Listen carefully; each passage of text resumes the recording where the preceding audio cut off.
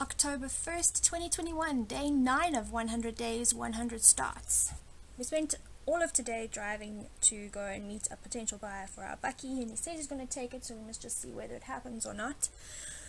I did manage to stop at a big haberdashery store, so for once in my life I actually have haul. I needed 2 colors for Tinkerbell, and I figured while I'm there, because they were running a special, DMC is now 16 Rand a skein for me in my town, and if I bought more than 10 at MGE, then I only paid 13 Rand a skein. So I did that, and I filled up a little bit more of my DMC set. Apparently, I only have pinks left to buy. So I guess the moral of the story is I'm not particularly a fan of the color pink. Whenever I've gone and bought random colors that I don't have in my list, it seems to have always been the blues and greens. Anyway, this is my start for the day. It is Dragon of Earth by Dragon Dreams Designs. I'm going to do the full set over the next 5 days. I've always wanted to. This fabric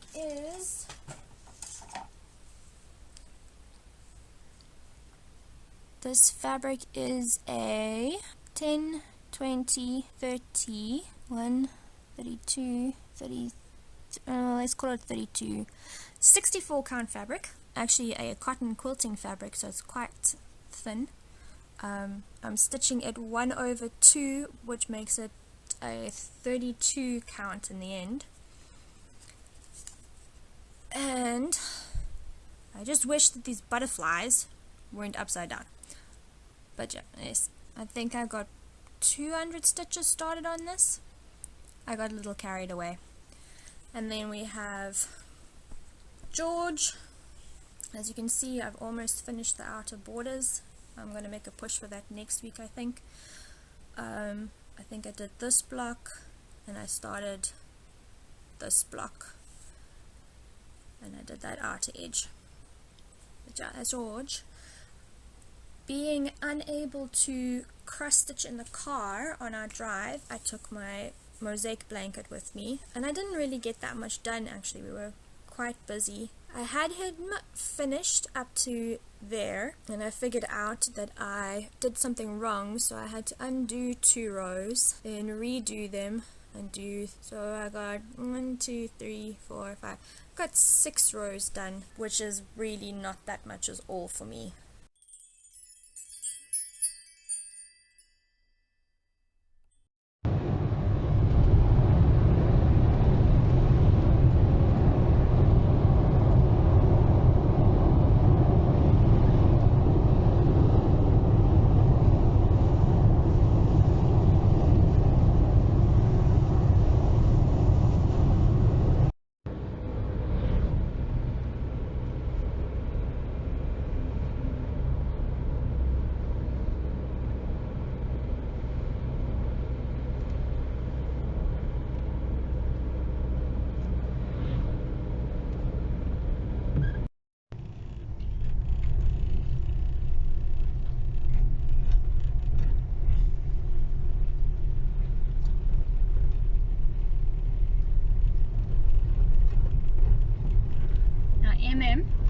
When it gets stormy here, this road disappears.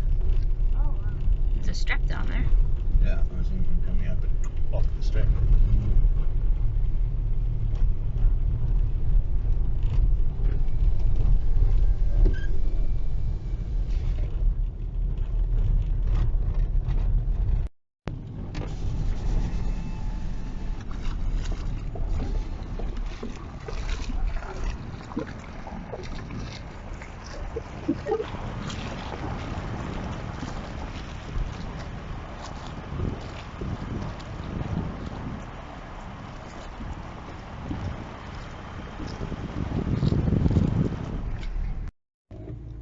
Thank you. You can stop now. Sure. It's rain now. Okay. I'm gonna reverse up a bit and drive. You're in drive reverse. Just drive. Whichever you want to do. Oh, you're determined to get us stuck. Fine. I don't need stuff.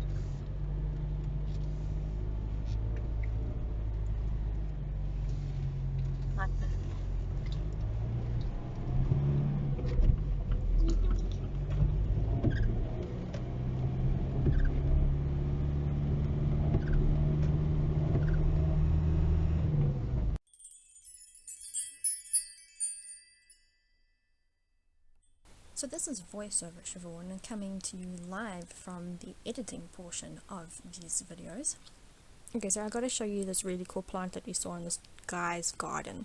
Emily and I found this weird looking plant which I've never seen before, and I took a photo of it just because, and I did a Google search on it, and we found out that it's a euphorbia, and we found out that it's like super toxic. And I was reading these warning things, and one of the things is like sap will cause temporary to permanent blindness. And I thought, well, that's a weird thing to plant in your garden when you've got kids. And I was wondering, like, why is this sap so bad?